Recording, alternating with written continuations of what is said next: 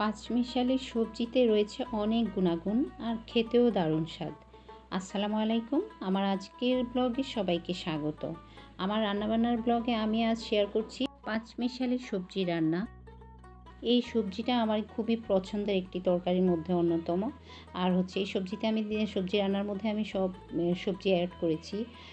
শসা, তারপর হচ্ছে ঢেঁড়স, বরবটি, আলু, তারপর হচ্ছে টমেটো। তো অনেকে শসা আলাদা রান্না করে, আবার অনেকে রান্না করে মাছ দিয়ে, অনেকে মাংস দিয়ে রান্না করে। তো সবজি রান্না করলেও কিন্তু দারুণ স্বাদ, একবার ট্রাই করে দেখতে পারেন। আমি ঝোলটাকে কষিয়ে তারপর হচ্ছে একটু মশলা, রসুন বাটা, হালকা একটু লাল মরিচের গুঁড়া, তারপর হচ্ছে হলুদ পরিমাণ মতো সব কিছু দিয়ে আমি মশলাটাকে কষিয়ে তারপর হচ্ছে এই সবজিটা দিয়ে দিয়েছি। আর একটু কষানো হয়ে গেলে তারপর হচ্ছে টমেটো দিয়ে দিচ্ছি। টমেটো দেওয়ার পরে আবার কিছুক্ষণ কষিয়ে গরম পানি দিয়ে ঝোল যতটুকু পরিমাণ রাখবো সেই পরিমাণ ঝোল দিয়ে তারপর আমি ঢাকনা দিয়ে ঢেকে রাখবো। কিছুক্ষণ পর আমি মাছটা দিয়ে দিব।